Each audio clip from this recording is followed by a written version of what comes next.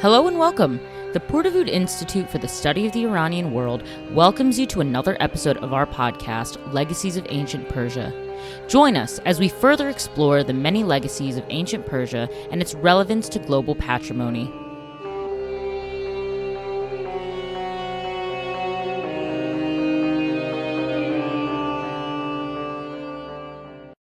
Hello, everyone, and welcome to another episode of Legacies of Ancient Persia. This week's episode is guest hosted by Charlotte Howley, a fourth-year PhD student in UCLA's Iranian Studies program. In this episode, Charlotte speaks with Dr. Matheus Treuk, an associate professor of ancient archaeology at the State University of Rio de Janeiro, about scholarly eunuchphobia, gender bias, and resistance to translating terms without explicit mention of castration, as well as dehumanizing modern language, using diverse evidence and methods like critical fabulation, centering violence and trauma in eunuch creation, same-sex love in Persian context versus Greek-Roman anxieties, and the uncanny in imperial art. We hope you enjoy this episode, and if you like what you hear, please give our show a 5-star rating and review us on Apple or Spotify. Matheus Treuk is an associate professor of ancient archaeology at the State University of Rio de Janeiro. He holds a PhD in social history from the University of Sao Paulo, where he received an honorable mention for his doctoral work and completed part of his research at the École Française de Rome. He's conducted postdoctoral research at USP, University of Sao Paulo, and was a visiting researcher at Sapienza University of Rome. Matheus is actively involved in several international research groups focused on the ancient Near East and the Achaemenid Empire, and he currently serves as the vice director of the Madraya network linked to the Achaemenid project. Much of his work focuses on the study of gender and sex under the Achaemenids and social roles of court eunuchs. And I am obviously Charlotte Howley. I'm a fourth-year graduate student in Iranian Studies at UCLA, and I am guest hosting the podcast this week. So it's lovely to have you on the show, Matheus. Thank you so much. So I guess as sort of an opening question, one that we often do on the podcast, what brought you to Achaemenid studies and the study of the ancient Near East more broadly? Why are you doing this? So thank you, Charlotte, for inviting me to join the Legacies of Ancient Persia. I'm really happy to be here.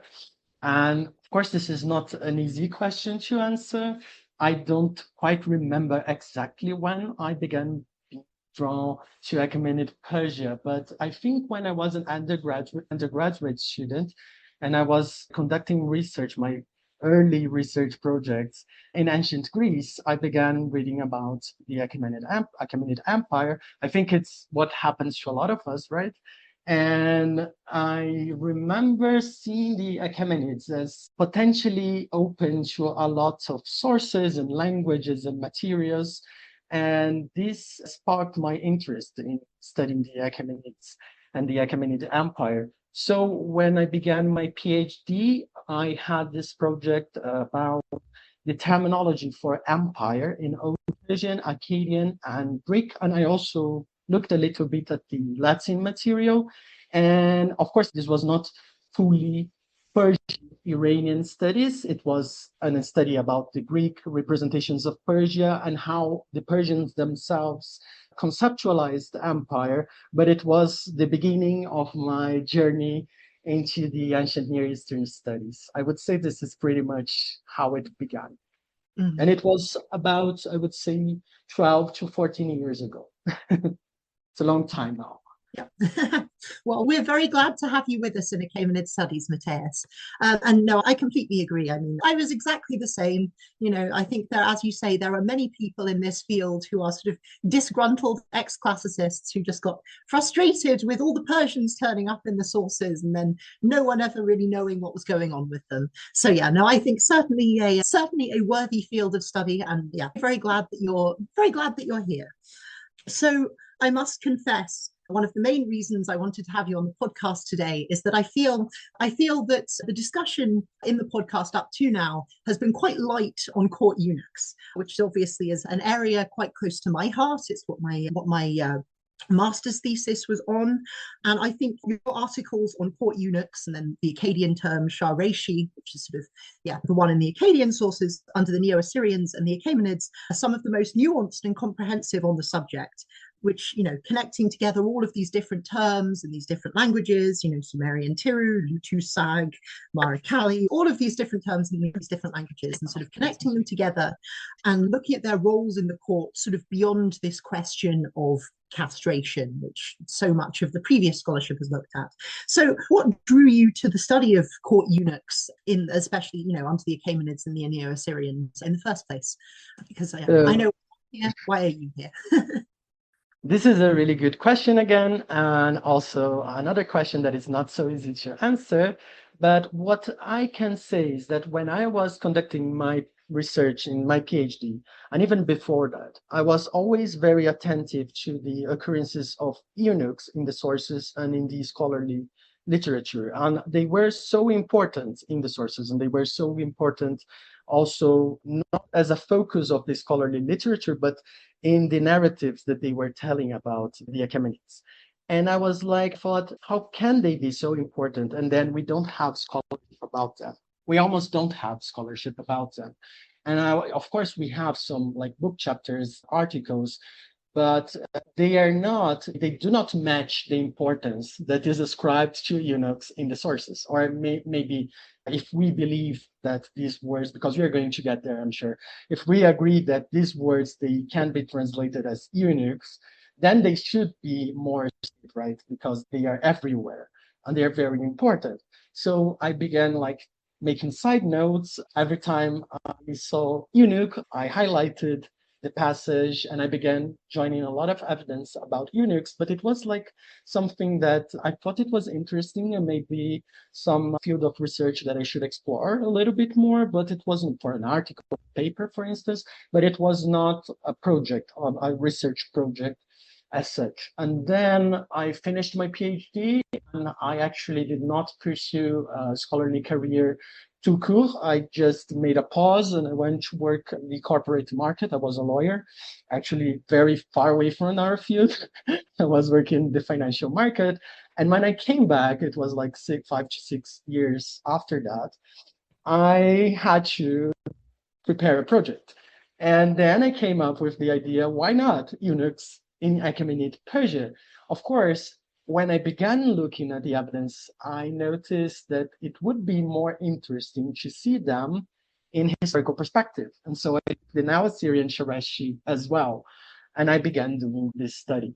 But this is an interest that came from a long journey of research into the Achaemenids.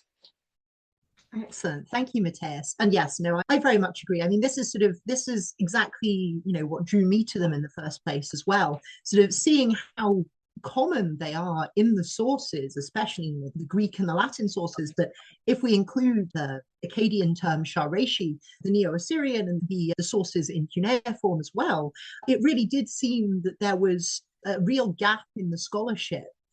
And there was a complete lack of scholarly engagement with how important they were in the sources.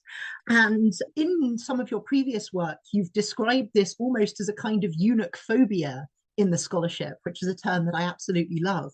And I was wondering, why do you think so many modern scholars are so eager to ignore eunuchs or Shareshi in the sources and their importance? Thank you for this question. So, in the first place, I think there is gender bias. So there is some preconceptions by Western, mainly heterosexual cis white male scholarship, and what they expect sex and gender to be, how they expect sex and gender to be perceived in different societies historically. So this is very important to understand how recent scholarship frames eunuchs when they are describing ancient times. And they are not very comfortable with the idea of people who do not have penis in power. This is something that we see in their commentaries. It's very clear. It's not something that I'm subjectively interpreting. They do say exactly this. And you find some scholars saying like, why would they have a practical need for so many men to be castrated in the administration? Then I ask you, why do we practically need straight, heterosexual, white, cis men to be in positions of power now. We don't have this practical need. This is culturally oriented, right? So the problem is that they see this through this practical lens, and it's not the case when we are looking into the phenomenon of sex and gender in the past, or also in the present. We have this culturally normative shaped ideas that pretty much frame how we address these issues. And secondly, we see, like recently I have submitted a paper about Artaxerxes, the eunuch from Theseus. They are a eunuch in a narrative about the succession of Artaxerxes the first to Darius the second, right? And in this paper, I talk a lot about eunuchs and the Greek word eunuchos. And the reviewer, who was very helpful in several aspects, but in this case, he said, I don't agree that Greek eunuchos means a castrated person. I cannot see how it would be possible for a Greek eunuchos not to mean a castrated person, because we do have Herodotus being very explicit about it. And we also have Xenophon, and we have the medical treatises, and we have a lot of evidence. And then they say, no, you need to have explicit evidence for castration every time this word is mentioned. Do we do this? Like when we say eunuch, do we need to mention castration of penises and crushing of testicles? No, we don't do this every time because it's obvious. It's evident for the audiences, and the same happened in the ancient Greek word. So what I'm trying to say is that there is some kind of resistance to accept the existence of eunuchs in the past, and in my opinion, it is tied to expectations and preconceptions related to our gender and sex ideals. That's what I would say. I'm not saying that every criticism is wrong. It's just that this bias is there and we have to be aware of it. Mm. No, I think that's again, I feel like we are in danger of just agreeing the whole podcast long. No, I very much agree. And I think you can really see in the scholarship that, as you say, that discomfort with this idea of people who are castrated or, have sort of non-normative bodies, in quotation marks, in positions of power in the court. And you can really see that in the scholarship. As you say, I think there was a quote from Oppenheim there where it's like, oh, it's inconceivable that eunuchs could represent the Neo-Assyrian king. And then I think one of my favorite ones is from Hornblower in 2003 article where he says, what we ought to do, I suggest, is to distinguish between the practice of castration in the Persian Empire, in fact, presumably for low-grade sex purposes, and the alleged phenomenon of the trusted, very high-level court eunuch, in brackets, largely novelistic fantasy. So do you have a favorite quote from scholarship, sort of this eunuch-phobic scholarship, where they sort of delegitimize them and their roles? Do you have any particular examples that you'd like to share with us here? So yes, recently there is this 2023 book about gender and sex in the ancient Near East, in which the author says twice that eunuchs were creatures, and she also qualifies them as exotic. And this is for me the most clear example of eunuch phobia. It is part of these qualifications. They are in a part of the text in which the author denies the existence of eunuchs in the now Assyrian Empire. And I think that the way she describes eunuchs tells a lot about this idea of non-conforming bodies being exotic and weird, being framed in a very negative way, which is particularly offensive, I would say, to people who are non-conforming in the past and in the present. And unfortunately, this is not so uncommon, but I would say this is one of the most striking examples that I've read recently. I would say, of course, if we go to the first half of the 20th century, we are going to find a lot of similar language, a very similar language, but it strikes me that this language is coming back.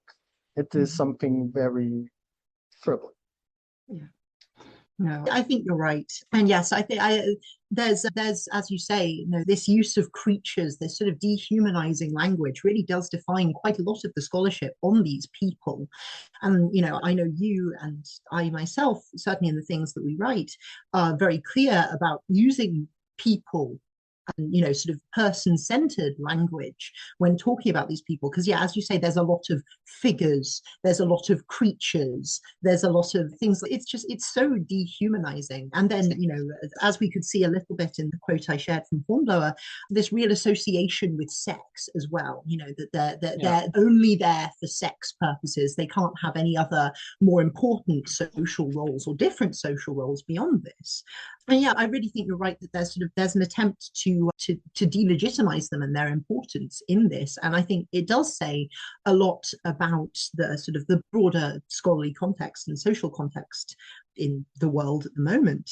But I think it is also important to point out that we do have a lot of problems as well with the sources. And as you said, we do, not every critique is from that perspective. And as we mentioned, there are a lot of different terms that are used in these different languages. But it is also kind of ridiculous to expect that all of these terms the whole time are going to have, oh, well, the amputation here or cutting things off there. And that is the only time that we can say that they are castrated people. It reminds me a little bit of the Persians more broadly, especially in things like Egyptology, where you see the only times we can say that something is a Persian period piece of art, or in Anatolia as well, the only time we can ever say something is Persian period is that if there are explicitly Persians in it, or that there's Old Persian written in it, and that's the only time we can ever sort of ascribe it to the Persians. And I don't know, do you think there's a connection there of this attempt to enforce normative ideas of what's going on, and that it's only when you're absolutely confronted with sort of unassailable evidence that you have to accept that these might be castrated people, or they might be Persians involved here? Do you think there's a link there? Maybe like not an explicit one necessarily, but with normative power and stuff. Yeah, I'm thinking about it. Maybe I would say that what's more important here in this denial of the presence of eunuchs whenever we don't have explicit reference is really this wrong idea that eunuchs were only seen, as you said, and as you showed with that quote, from a sexual perspective, from a perspective that only highlights their bodies, and actually we forget about their multiple existences and lives, and how they could be at the same time officials. They could be, of course, lovers. They could be wise men or wise women or wise non-binary people. We don't know. We have to investigate this. And they could fill a lot of positions. And what was important about them to the ancient Near Eastern audiences was not only the fact that they were castrated and foreign, but also their appearance, and as we always see in the case of the beardless images. And also, I think that the fact that we are so eager to see this in the sources, we the moderns, we the Western modern society, we are so eager to find these explicit references, these medical treatises that would describe the Sharashi being castrated. This tells us a lot more about us, about ourselves, than about them. And I always think about Foucault in his History of Sexuality, when he says that in the Victorian age, Britain in the Victorian age, there was a lot of writing about sexuality, but it was not liberating. It was a way of controlling, right? And probably the Greek and Roman sources, they talk a lot about eunuchs and same-sex love and like stuff like this. And I think that they have a lot to say about this because they want to circumscribe and control it. And the fact that the ancient Near Eastern authors are not telling a lot about this may tell us that they were not so anxious about it. They were not so concerned. I'm not saying that there was no concern at all, but maybe they were not trying to control the sphere of the human experience so much. Maybe. Yeah, no, I think that's a really excellent point there, Matheus. I do wonder, Yeah, you're right. They're attested in so many different roles. You know, we see them as military commanders, as treasurers or economic officials, as cosmeticians, as body servants, with roles in funerary cult, as you know, attendants, as servants, as treasurers, all of these different roles. But their status is not the thing that's up for debate there. That they are associated with so many different things. But I was wondering, and I really like your point about how we use both, you know, in modern scholarship, in eunuch phobic modern scholarship, and then in sort of the classical sources, the way that they use this language to control, and there's this real attempt to delegitimize and sort of present them as, you know, dishonored or without social identity, as Xenophon says. And I was wondering, given what we see in the classical sources of, you know, they are objects of contempt for all of mankind or things like that, how do we move past these hostile sources, these hostile source traditions, and get at a sort of more emic understanding of court eunuchs in the ancient Near East and their court roles or their lived experience? If the sources themselves, especially the classical sources, are being so uncomplimentary about them, how do we sort of read between the lines? How do we get at the lived experience of being a court eunuch, do you think? Thank you, Charlotte, for this question. So I think there are three ways that we can avoid using this derogatory language about eunuchs. So first of all, we should look at different kinds of sources and stop looking only at the written sources, because these are the sources that were produced by the dominant elite, which was eunuch phobic, probably. Of course, we have to track this in each case, but in the case of the classical sources, for sure, a kind of elite that has a specific identity, male aristocratic elite who is writing this about eunuchs and providing us with their perspective. But their perspective is not all that is to know. So maybe we could know a little bit more about eunuchs if we look at the material artifacts about that could inform us about the lives of eunuchs, the materiality of their lives, their landscapes. Also, I would say maybe we should look a little bit more into the images, of course, the images, as I'm doing recently, and the reliefs. Can we see something that, I don't know, I've been trying to, and I know it's very difficult actually, but we should not preclude the possibility of finding new information there. Even the images, they may be produced by this elite, and so they are not always so easy to read critically, but they may offer us another perspective. Also, I would say we have to look at unique sources, and you did that amazingly well in a presentation at Parsa, our research here in Rio de Janeiro, and about crocos, right? The crocos, and how they are describing their experiences, how they want to be seen in posterity. If I'm not mistaken, it's an epigraph in the tome. And this is very interesting. And I recently talked with a Hittitologist, a friend of mine who's a Hittitologist, and they have that document from Yariri about 800 BC. They were a regent in Carchemish. And there is this text in Luvian in which Yariri is described as a eunuch. And it is first person report or account of their deeds and their lives, their experience as a regent. And I think this is very interesting for us because we can then look at a source that was produced by a eunuch. This is one way out. Of course, even in these cases, there are difficulties because we're like the normative framework is there, right? Even when you have the subjective accounts and reports, they are following conventions, so it's not always so easy to understand their experiences through it. And also, there's something interesting I've been thinking recently, and I don't know what you think about it. I would love to know.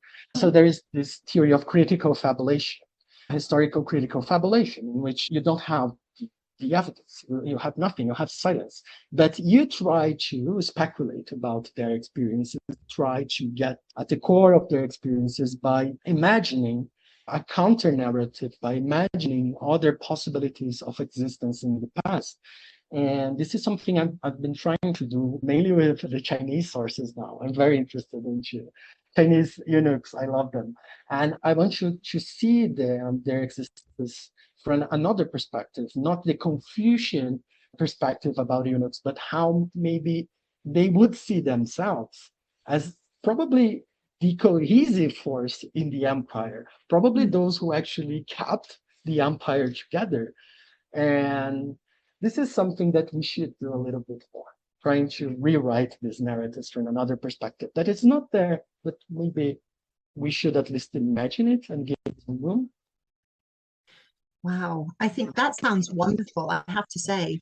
No, I think this idea of sort of what was it, critical fabulation? Yes. No, I think Yeah. I saw a similar approach actually it was in an article on Roman Egypt, I think, and they found what they said was a eunuch, and they tried to sort of use this methodology to sort of write a story from that person's perspective, sort of in the context in which they live. And I think it was a tremendously exciting article to read.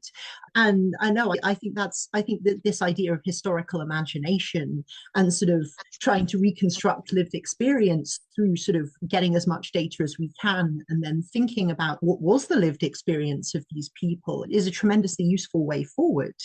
And I think you're right as well that one of the ways in there, obviously, we must be critical and we must be nuanced in the way that we do it, is through looking at these eunuch authored sources.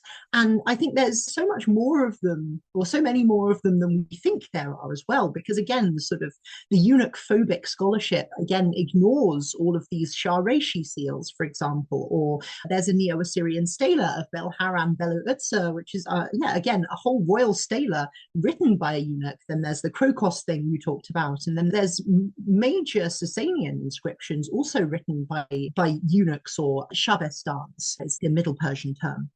And no, I think it's a really helpful way of sort of seeing through the eunuch phobic narratives and seeing these people were people with lives and they had ideas about themselves and their role within the empire. And I think you're right, this idea of the administrator holding the empire together. I think we can definitely see that in, for example, Bel-Haran Belu-Utsa. He's sort of presenting himself as acting like the king in many ways, in a way that's possibly both subversive and so sort of assertive of his own identity.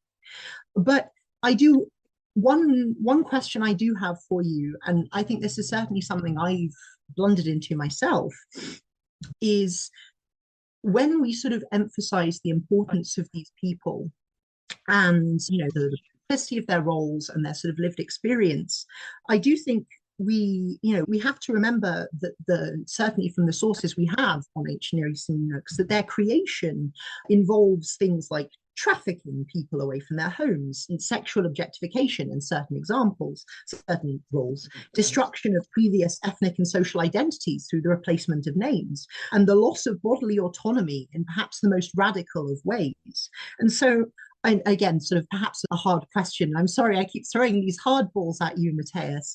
How do we emphasize the importance of these people and their lived experience in ancient Near Eastern courts and, in Chinese courts, in Roman courts, etc., whilst also not losing sight of the deeply oppressive and violent nature of eunuch creation? Because this is the work of extractive imperial states sort of imposing their will on bodily autonomy and social identity and ethnic identity. And so how do we square that circle? How do we say these people are incredibly important and they had these inner lives, whilst also being like they also suffered tremendously to get to that role in the court? Yeah, this is a very important question. This is a very important point. When we talk about the empire, for instance, it is very common to see authors explaining the dynamics of the empire, how it works, the administration of the provinces, the fiscal system, and so on. But violence is there, but it's not the focus of the description of empires. But empires actually are violence. And violence is at the core of empire. And I think this is the same in the case of eunuchs. So maybe we have, and I have not yet written in this way. I have not yet taken this perspective so deeply into account, but I think we have to see violence as the core of this phenomenon and trauma as a frame that explains how eunuchs lived in these societies and how their memories and identities were shaped. So we have a lot of theoretical work being published recently about history, memory, and trauma, and mainly in biblical studies, and also we see these in archaeology and Bible and archaeology field, let's say. And we have a lot of research about how the impact of the Neo-Assyrian Empire shaped the ideology of some authors in the Bible. And I think this is the same. If we want to understand the identities and the experiences of eunuchs, maybe we should take a look at how trauma frames their experiences, how and we are not, because in the case of the Bible, usually we discuss some generations after the trauma. So we are talking about people who were born to migrant families, diasporic communities that suffered violence some generations before, and they were taken out of their land, and they are living in a foreign land, and they're being explored. They're suffering a lot of their rights. And in the case of eunuchs, we see these people who were like they themselves suffered this violence, this original violence. And it's very strong kind of violence, right? It's very heavy deprival of identity. And then we could apply the theory of trauma from another perspective. It's not intergenerational trauma, but the trauma of this group of eunuchs that they live in their infanthood and their childhood, but also that they live as a community. This is a shared trauma as well. If we're going to think about this as generational trauma, then it's like the eunuchs as a community. And I would pretty much like to see someone apply this trauma and memory and history theories in this case of eunuchs. I think it would bring some interesting conclusions. Something that just to finish my commentary, I would just say that violence is very important to understand this phenomenon. I think it's not only very important, I would say it's at the core. It's like it's the definition of eunuch, like it's castrated, right? But it's not castrated. It's castrated against will, right? This is the definition. It's not only because we usually suppress this part. It's like castrated, pre-pubertally castrated men, let's say. It's the standard definition, but they are pre-pubertally castrated men against their will because they were a child. They were a child. Yeah, I would say violence is pretty much an important topic here. We have to analyze violence. No, thank you for that. I mean, I think you're entirely right, and I think when we look at the eunuch seals, the eunuch inscriptions, and things like that, we can really see the ways they assert their identity in often quite subversive ways. Very much, I think, seem to be responding to that violence. And that removal of identity, that forceful removal of identity, because there's a real assertion of their identity both as eunuch and their like a re-emphasis on names. And there's a Middle Persian inscription that I'm going to be analyzing soon for a paper, where he just every few lines this person repeats their name and says that all the people of the empire were saying my name again and again, and no one's ever considered that in terms of this is a person who was taken away from their family, their name was taken away, and it was replaced with a name that includes the king's name in it. Something like, you are almost reduced to a thing, and the king's name is sort of replaced where yours used to be. And I think maybe like this real emphasis on identity and assertion, I think we could really see it in response to the violence of that creation. I think you're entirely right there. Now, I feel like that got a little bit heavy there. So maybe to lighten the mood a little bit, do you have a favorite court eunuch, either a Achaemenid or Neo-Assyrian? Do you have a favorite? And then do you have a favorite fictional depiction of a eunuch in media? So yeah, any thoughts on those? So my favorite Achaemenid eunuch would be Artaxerxes, which who I already mentioned.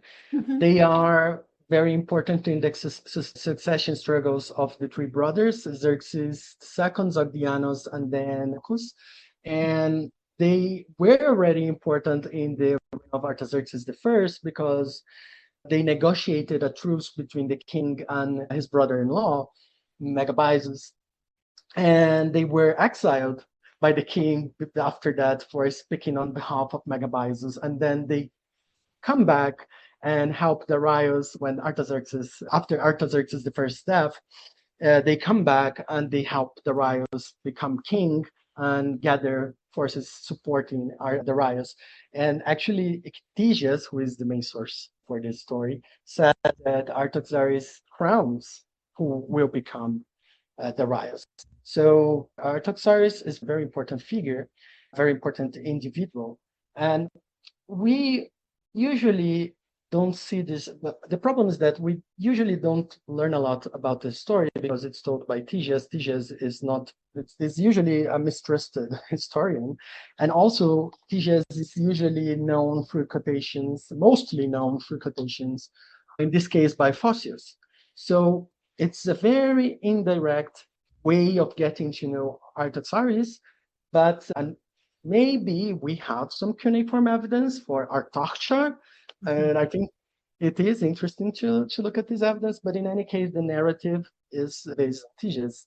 I like it because I like to read it differently.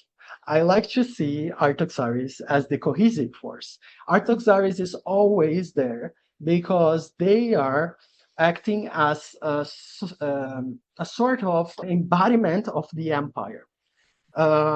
Whereas Artaxerxes is fighting his brother-in-law, and the brothers are fighting each other, and like this dynastic lineage principle, this kin principle, is always affecting the realm, is always bringing trouble to the realm.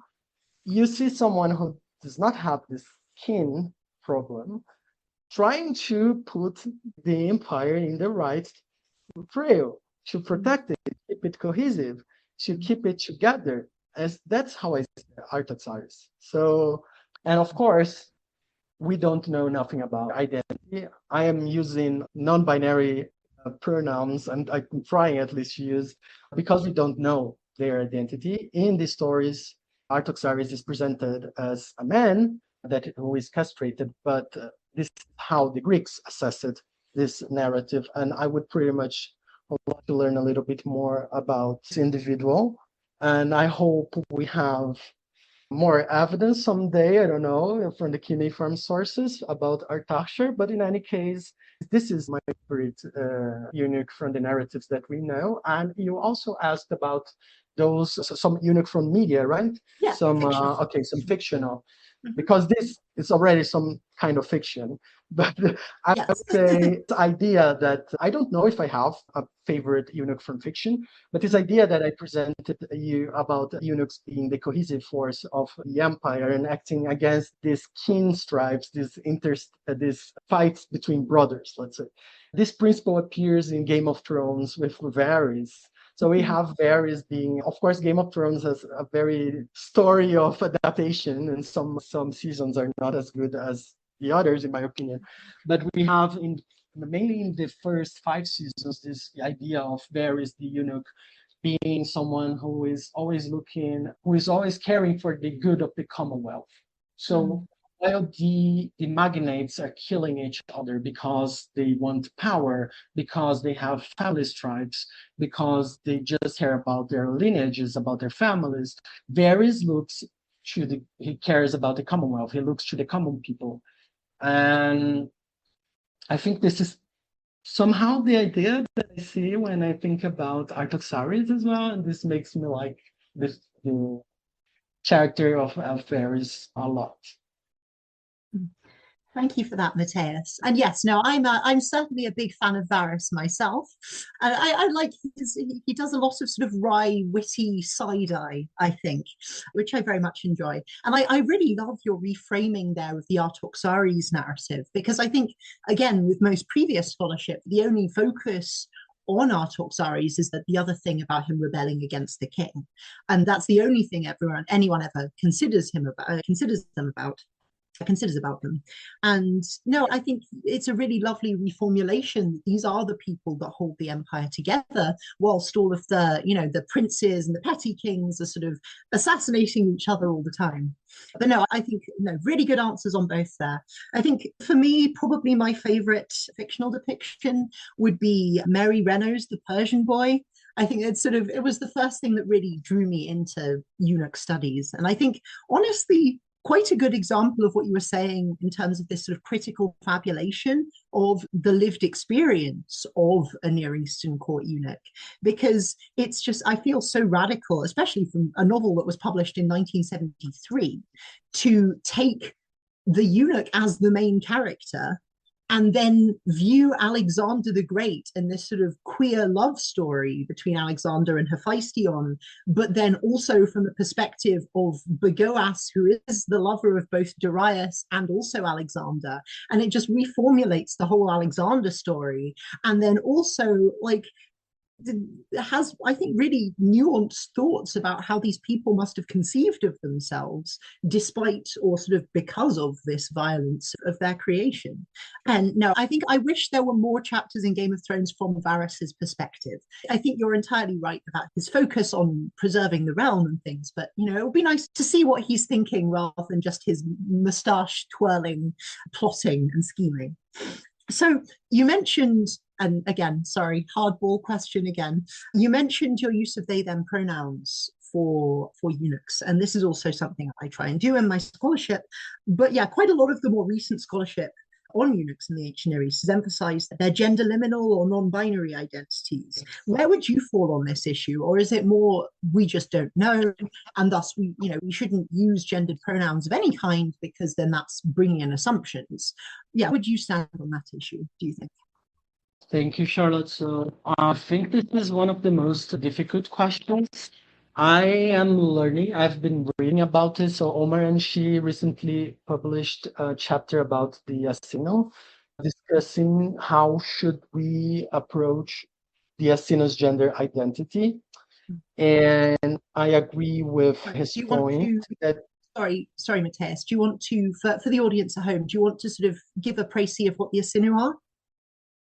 Yes, of course. So the Asino would be a cult member of the cult of Ishtar, and we have different sources describing, possibly, we have a lot of discussion about this, but we have sources like omens and ritual texts describing the Asino as cross-dressing, quotation marks, so using clothes that would be conventionally ascribed to women as well as men, and also being a passive partner in homosexual, again, quotation marks, relationships. And so we have evidence that indicates a fluid gender performance, at least. Omar says that since all we have about individuals as people are the descriptions from others, we should start from no assumption about their gender.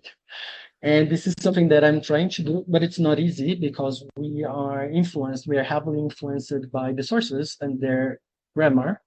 And we tend to ascribe the gender that appears to sources. So usually these people are male figures and they are depicted as male. And we represent them as such, and we use grammatical masculine gender and pronouns. But we should rethink this. And I tend to agree that whenever we don't have enough evidence, we should refrain from ascribing a gender in our language. And in Portuguese, at least, I try to not to use any gender marker when I'm talking about eunuchs or people who would be non-conforming. So I think this is more scientifically sound. I mean, if you don't know how they would identify, maybe the best thing to do is to use non-binary gender. Some people will say, oh no, but then you have the source, and this is a first person account about his experience, and he says he's a man, but actually, does do they? Because we don't know, right? They use conventions in these texts. They follow conventions, but not necessarily the kind of gender they identify with. Maybe they are using the genders that the society ascribed to them, but not how they would like to be seen. I know this is rather some principle that we could extrapolate and use in several other cases, even in cases of which would not be considered non-conforming, people that we would only consider man or women. But maybe we should use gender neutral language more often. That's the point, and that's what I'm trying to do. It's in Portuguese. It's a little tricky. It's different, and I think every language has its own challenges to be gender neutral. But I think we are working on that, and we have to work on. I think when we do this, just to conclude my reasoning, when we do this, we are less inclined to make assumptions about the sources. If we train our heads, and I'm not saying it's easy, we live in a society in which everything is gender marked. And I myself often gender mark some people in the sources. I myself think of them in terms of gender, but I'm training myself to get rid of these preconceptions and trying to write as free as possible of these gender markers. So it is a process. It is not something that is finished yet. And I don't think you'll ever reach the perfect stage, but at least we are trying to get rid of these assumptions, right? I don't know what you think of it, but No, I think you're entirely right. Again, I mean that feels like that's quite a common theme here. But no, as you say, we live in a society where everything is gendered. Boy math, girl dinner, all of these things, like boy toys, girl toys. And I think, as you say, using sort of he, him, or she, her pronouns to talk about these people in societies that are very different from our own and construct gender in very different ways is like using he him is just as ideological a statement as saying, as often other scholarship says, well, it's ideological to say that there are non-binary people in the past or something, but it's just as ideological to say he, him, she, her, and on the basis of no evidence, just read that into the evidence. And no, I think you're right. I think gender neutral language is a really good way that we can sort of think our way outside of these kind of biases that we ourselves are bringing into the sources. And, I think a good point with the Asinu is that the logographic term that they're often described with is munus, or man woman, which definitely doesn't necessarily feel like it's a he, him, she, her kind of thing. They're moving beyond a binary there, perhaps. Now, talking about, as you mentioned, sort of this you brought up sort of homosexuality and homoeroticism and things. You've also written, I think, honestly, one of the only and one of the best articles on this construct of male homosexuality or homoeroticism in ancient Persia. And again, this is not something that tends to get touched by modern scholarship. And it was, I think, a really wonderful overview of all of the sources we have, and and really sort of approach the issue in a really nice and nuanced way. So do you think it's important to push back against this idea of queerness in the ancient world as just a Greek or a Roman thing? And how would you say what we know about homosexuality or homoeroticism in ancient Iran differs from the construction of homosexuality that we see in the Greek sources, for example? So, yeah, what do you think? I'm so happy that you like this article. Thank you. I love it. That's great. Thank you. I'm so happy. So, first place, there is this question of if we can use the category of homosexuality in the past. There is what I call the Dover-Foucault consensus. The idea that we should not use this category because it's heavily loaded with ideas about identity in the present. I partially agree and I try to avoid, but at the same time, I think that we could reflect more broadly about same-sex love. So I use this category of same-sex love, in which different expressions of love, affection, and also sexuality, what we would understand as sexuality, are included. And I see, of course, the existence of same-sex love in ancient Persia, just as in the ancient Greek and Roman world, and also some tolerance, or at least we see that there is no issue with it. And as I said, when we were talking about Cole's history of sexuality, again, we see the Greeks and Romans much more concerned with delineating and circumscribing same-sex love, whereas the Persians, they do not care so much about it. They don't have so much to say about it, and maybe because it was not an issue. I think we should, yes, consider same-sex love in all of its varieties in the past, and look at ancient Persia carefully.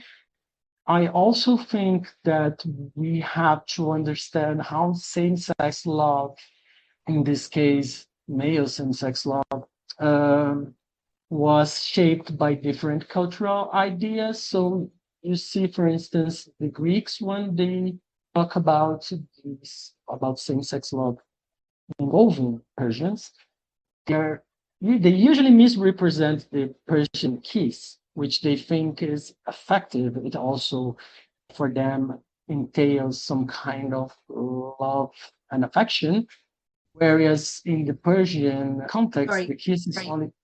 Sorry, Matheus. Do you want to explain what this Persian kiss is for the people at home? Okay.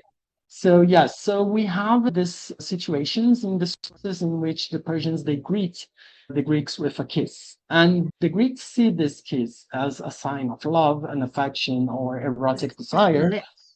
It's a kiss on the lips, right? Yeah. Yeah, it's a kiss on the lips, yes. And the Greeks see this as a kind of demonstration of love and desire. But for the Persians, it's only a kind of greeting. It's only a kind of greeting. And the misrepresentation of the Persian kiss in the mouth by the Greeks, in my opinion, is one of the ways same-sex love can be so complex in the past and not so easy to understand if we are not taking into consideration how different societies understand it, and how they understand gestures of affection, of greeting, of love.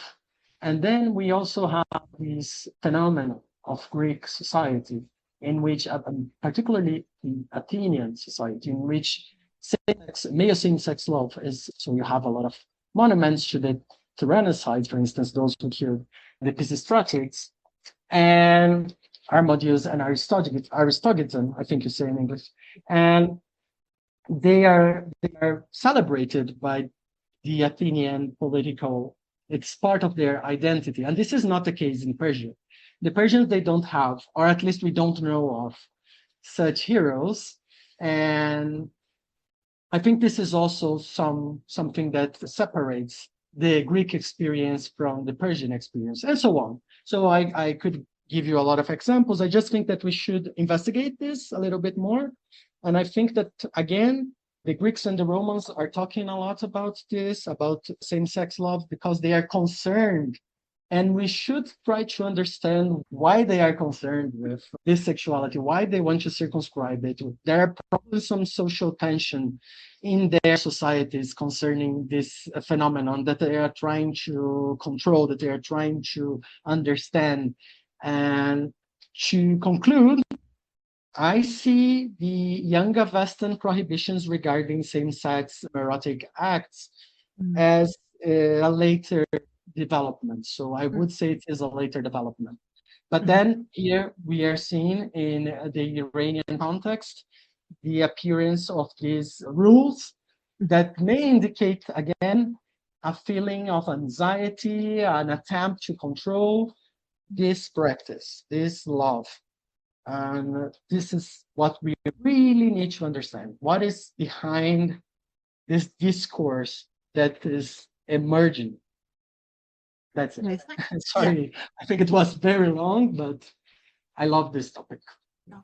no, I do too. And yeah, no, I tremendously fascinating, really. And yeah, just for the people at home, Matheus is talking about in terms of the Young Avestan material is in the Young Avesta, in Zoroastrian holy texts, we see mentions of male homoerotic, homosexual practices as being a sin.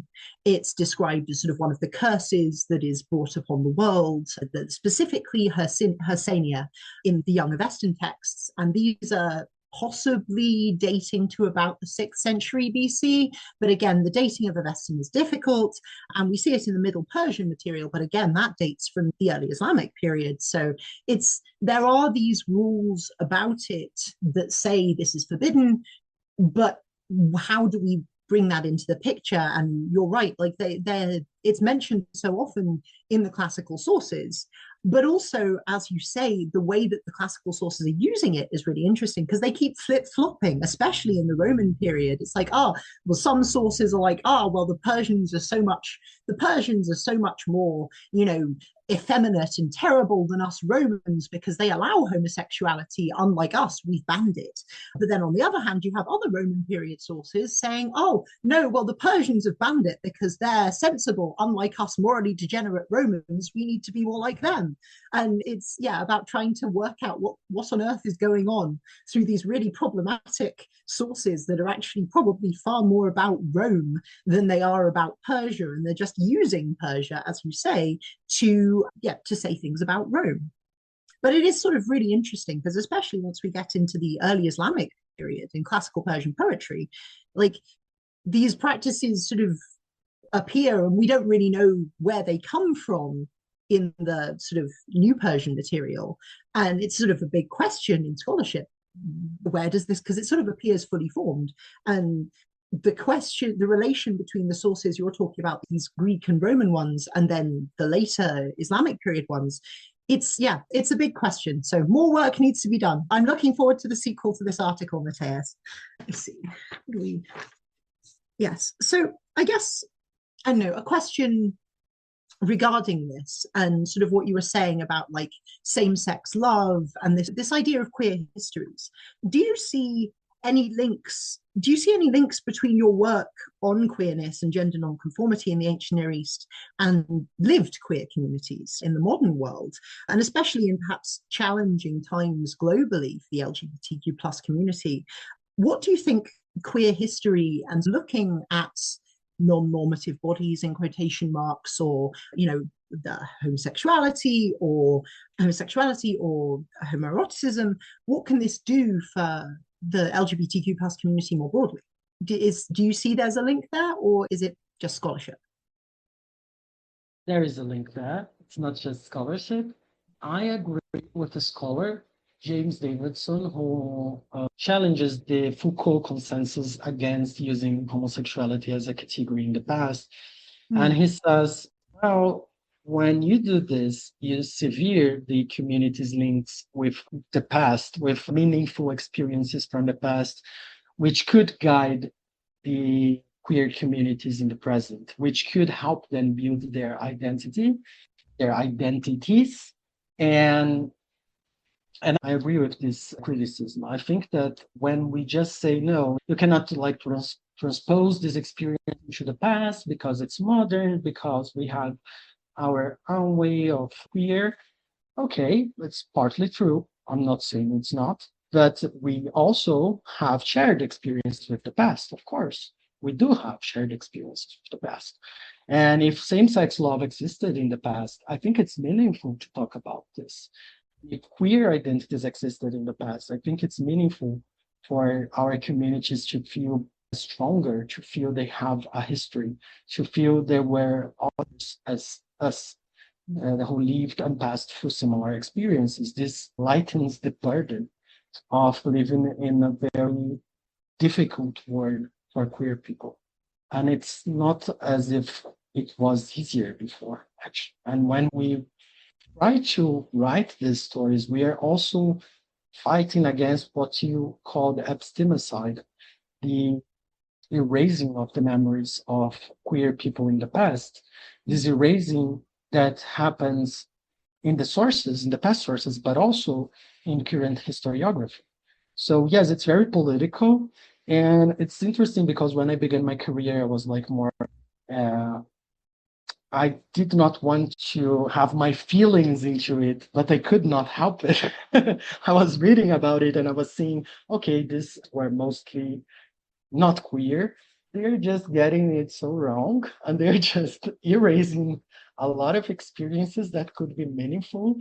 And I think this is part of the reason why I began writing about eunuchs and other and same-sex love and other subjects like this, because I want to write these stories that are untold. No, thank you for that, Matthias. And yeah, no, I think you're right. I mean, as we said, with the he, him, she, her thing being, an ideological statement just as much. I mean, I think you can also say this in relation to, oh, it's ahistorical to talk about homosexuality or, homoeroticism and things like that in the past because it's, imposing things on the past. But surely, is it not the same with straightness? I mean, to assume that the past is all straight and is all cis and gender conforming, that's just as much an ideological statement there. And yeah, no, I think you're right, calling attention to the fact that the past is definitely is not as binary and not as straight and not as not as cis as the modern world is, or as it's not. It's just as much not as the modern world is. And I think that can be a tremendously powerful thing. And no, I think your scholarship definitely exemplifies that. So thank you, Matthias. Now, I guess another question that rises from this and sort of looking at eunuchs, looking at Shah Reishi, looking at royal women, and looking at the sort of the same-sex attraction aspect as well. One thing that we all have to engage with is this concept of the harem, this Orientalist idea of secluded royal women and conniving eunuchs sort of being cut off from the world and completely under the power of royal men, and mostly coming from these sort of early modern European responses to Ottoman and Qajar Persian courts.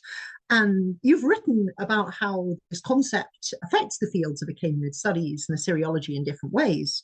Can you talk more about the differences there in sort of that disciplinary boundary between sort of Achaemenid studies and theology? And how do you think we as scholars, with our scholarship, how can we, again, engage with the past, engage with the sources, whilst also not perpetuating these really harmful stereotypes that sort of exist in our modern discourse? So yeah, do you have any thoughts on that?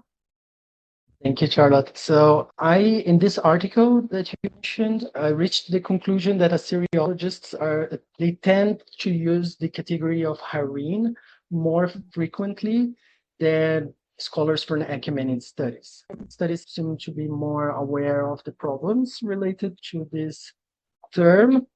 And this is interesting because they usually have the same questions in mind.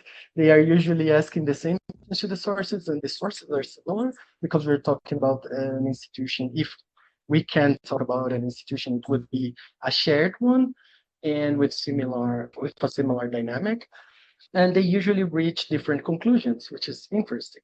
But I would say that this idea of harem, as we use it, even if by studying the institution of harem in the Ottoman Empire, in the Safavid courts, even if we can prove that it is very similar to what we find in the now Assyrian and Achaemenid periods, which I don't think is the case, but even if this was the case, I would say that we should avoid this term because it is so heavily influenced by an idea of what the Middle East or the Near East are, and also this idea of sexually voracious autocrat from the East that is associated with the harem. So I would avoid using the term because of this, only because of this. So this is my position. But on the other hand, I think we should a little bit more the working of the harem in the Islamic period. I don't think we have enough studies at least in Western languages, about the harem in all the Islamic courts, and I think it would be interesting to see how it worked, and if actually it worked as we think orientalistically it worked, like from this orientalist bias we have, and also to integrate a little bit more what is being done in the field of Achaemenid studies with what has been done in the field of Assyriology, because I think we have a lot to gain from this dialogue. I think it's something that will bring good results to our research. But as I said, I avoid using it because of this ideology behind it. No, thank you for that. Again, that's a very important point to make. And I completely agree. I think we need to be incredibly careful about the kinds of language that we're using. And this term, harem, as you say, in the Western sources, has so much so much baggage associated with it. You know, it conjures up all of those late 19th century paintings of the sort of, you know, the women sort of lolling around. And again, you have the figure of the eunuch with the fan and all of these Orientalist creations. And I think, if we use that term uncritically, then we're just importing all of those ideas and imposing them on the past. And that's incredibly harmful. It's also kind of ridiculous because we have plenty of terms that the sources use for these buildings. And I think if we look at the emic perspective, if we look at the kinds of language they're using, sort of House of the Women, Bet Shakrati in Akkadian, or Stan in Middle Persian, and it's like House of the Woman, or place where you sleep, place where you spend the night, or like inner courtyard, or something like that. It's not. It doesn't have anywhere near this same idea as harem, which literally means forbidden. It's a completely different idea that the ancient sources aren't doing. And I mean, I think you're entirely right as well that we need to look much more closely at this concept in the sort of the Qajar, the Safavid, and the Ottoman courts, because again, these are Europeans who don't actually know what's going on behind those walls because they're not allowed in. And then they get all of these sort of overheated ideas of what's going on, which bear very little resemblance to the actual lived experience of people in those courts. And no, I think we both need to look at what our sources are saying in the ancient Near East, and also look far more closely at what the sources are saying in the Islamic period as well, because it's always a lot more complicated than what like de Montesquieu or Voltaire is saying. And, you know, they don't have any idea at all. They're not allowed in. So why are we trusting them on anything? I think you make a very good point there. You've also written quite a lot, both in relation to eunuchs and your most recent article on Bickerton, which I very much liked as well. You've written about this concept of the uncanny. You used Freud's term das Unheimliche in relation to Neo-Assyrian and Achaemenid royal art, and sort of the way that they deliberately create this concept of the uncanny and this connection to sort of the world beyond. But yeah, you've written about the place of the uncanny, das Unheimliche, in relation to both Neo-Assyrian and Achaemenid royal art. And I was wondering, why do you think they're trying to create these sort of uncanny experiences for people that are coming into the palace? Why is this something that they're trying to do with their art? And does this kind of undermine the king as sort of this beneficent figure, and the king doing, you know, being kind to his subjects, or a figure of justice? Like, how does that work together with this uncanny feeling? I'd be very interested to hear what your thoughts are on that. Thank you so much. Okay, so the uncanny is usually how we translate das Unheimlich from Freud's essay of the same name. Mm-hmm. And it is understood as an experience of the supernatural, to be very broad about it. It's a sudden interference in the natural order, usually caused by some visual, auditive stimulus. So usually you see something and then you for a moment think, oh, maybe this doll or this figure are going to be alive, or maybe they're alive, maybe they're living things. And then you feel as if magic was in the air, let's say this way. And what I think about the uncanny in the ancient Near East is actually that it was not stood by the imperial ideology, it's not actively pursued. It's a structuring element in the lived experience of ancient Near Eastern societies.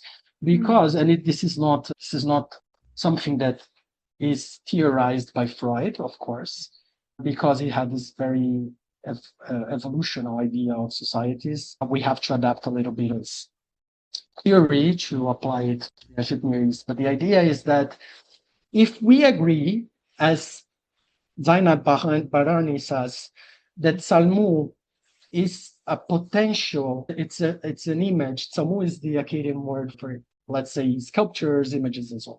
If this concept, it would potentially involve the enacting of beings. This is a little bit theoretical, but I hope it's understandable. So any sculpture or image or relief potentially through rituals, through utterances of rituals and names and in particular performances could obtain life. They could come to life. This is the expression I was looking for.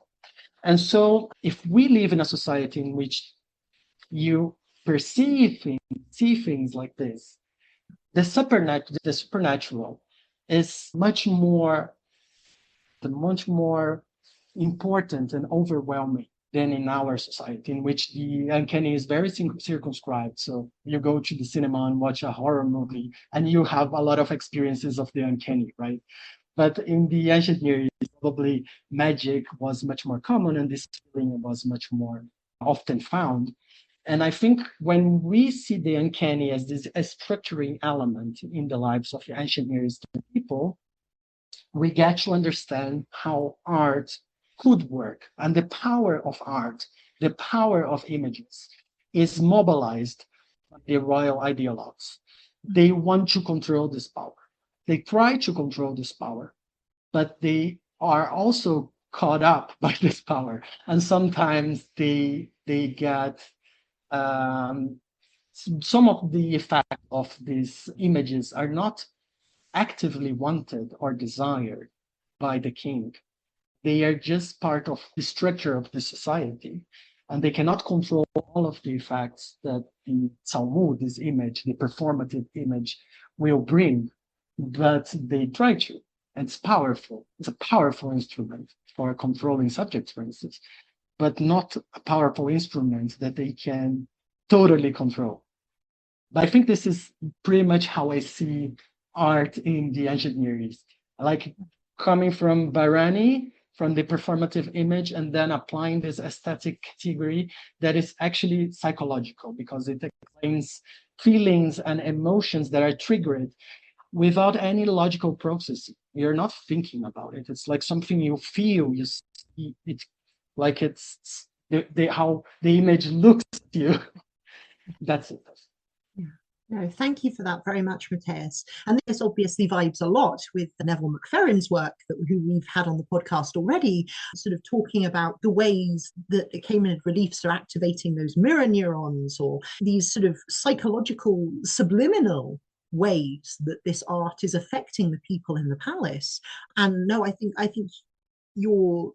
these, you know, obviously they're not aware of it in the same terms that we are, but I think it's very clear that they know the power of images, and they know the power of the Salmu in Akkadian to make people feel things and make people do things. And I think they have masterful control over that. And I think we can really see that. So yeah, no, thank you very much for that, Matheus. Now, I think our time is running quite short. So we do like to end the podcast with two sort of rounding up questions that sort of, you know, tie things all together.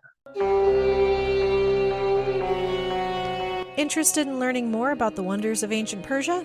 Visit the UCLA Archaeological Gazetteer of Iran.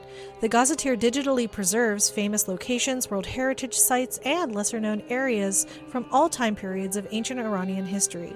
You can explore using the interactive map, or visit the encyclopedic catalog for updates to the ever-growing list of archaeological sites. Visit www.irangazetteer.ucla.edu and learn more about what the Archaeological Gazetteer of Iran has to offer.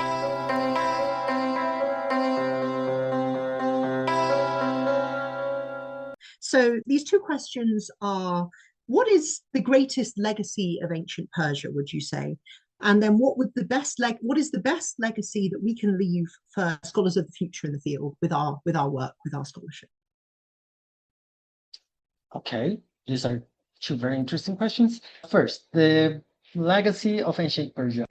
The Achaemenids, for me, they have a great legacy to offer, which is the awareness of ethnic and gender and identity plurality, because for the first time, even if by coercive means, which of course entail violence, but for the first time, when we see this empire of transcontinental dimension, people have to understand and reflect about the differences that they are seeing in cultures, in ethnic identities, in gender identities. They are seeing a lot of variety.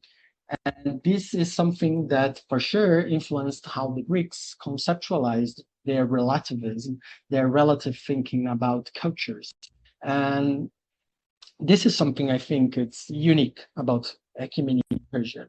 And regarding the second question, the legacy of our scholarship is looking at the subaltern, looking at those, caring for those who are silenced, who cannot tell their stories, writing their stories, and countering the erasing of their experiences and narratives. I think that's what we could do. Wow. That's really wonderful, really powerful, and I think does a really good job of explaining, what I think a lot of your work really does, and sort of talking about these people that we tend to cast aside or ignore, and bringing them into the light. And I think that's honestly, as historians, one of the most powerful things that we can do is tell people stories because they can't anymore. And no, I love that. Thank you, Matheus. Now, if people are interested by your scholarship, as I think they should be, where can people find you if they want to read any of your articles or reach out to you? So I can give my email, my institutional email. Do you think we can put it on the link of the podcast, or I should spell it as you wish? We'll have it written down below. Okay, perfect. And also, if they want to, they can add me to academia. I don't know if people still use academia. Sometimes I still upload papers there. And whenever someone adds me, in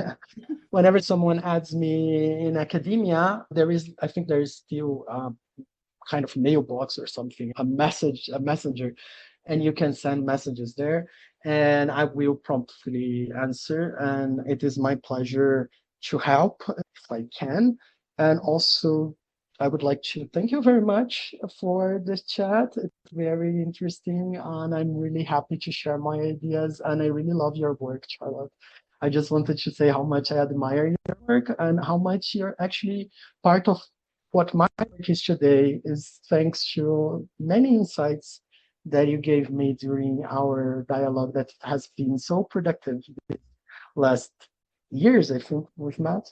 And I'm really happy that there are other people doing this work and that we can have this dialogue and we can think together and propose new theories, propose new ways of looking into the past. So thank you. And thank you so much for the invitation. Fabulous. Thank you too, Matheus. And I've certainly learned a lot working with you and reading your articles. And I thank you for everything that you do. Now, just one more thing before we end the podcast. Are there any future projects that you're working on that you'd like to promote, that you'd like to sort of call attention to for the people at home? So, I am organizing some conferences inside the PARSA work group. So the PARSA is my Persian Studies research group in Rio de Janeiro at the State University of Rio de Janeiro. You're very welcome to participate. You can just send me an email and then I will inscribe you in our newsletter, and then probably you will be able to watch our conferences from invited guests such as Charlotte. And now we have a conference in April by Cynthia Gama-Roland, who is the creator of the Musée des Confluences, Lyon. And she's going to talk a little bit about the Egyptological collection, and you're all invited. You're all invited to the parcel work group. And also, me and I and a friend from the Federal University of Rio de Janeiro, Alex Mazanti, we are preparing a paper about the Persian Hall in Rio de Janeiro, which is an Assyrianizing hall in the underground of the Municipal Theater, built in between 1905 and 1908, and it was based in the discoveries of the Dieu la Foi from 1886, and it is beautiful, decorated hall with Lamassu, the winged bull statues, with the friezes from Susa, from Achaemenid Susa, and the same sculptors who did this decoration for the hall. They also produced it for the Chicago's World Fair and the World Exhibition in Paris in 1889, and so on. So this is something that I'm pretty much looking for, and when it's published, I'm going to publicize so everyone can know about the beautiful Assyrian hall in Rio de Janeiro, because it's not something we think about, right? To have an Assyrian hall here, but we do have one. Thank you, Charlotte. Thank you for the opportunity. Yeah, no, thank you so much. And having seen the pictures, it is absolutely wild. I really want to go and see it. And they have Matheus was telling me they have a pseudo Old Persian inscription as well. And it sounds absolutely incredible. So I think we're all waiting with bated breath for you to publish this article, Matheus. And thank you so much for coming on the show. It's been wonderful. It's been really wonderful. Thank you.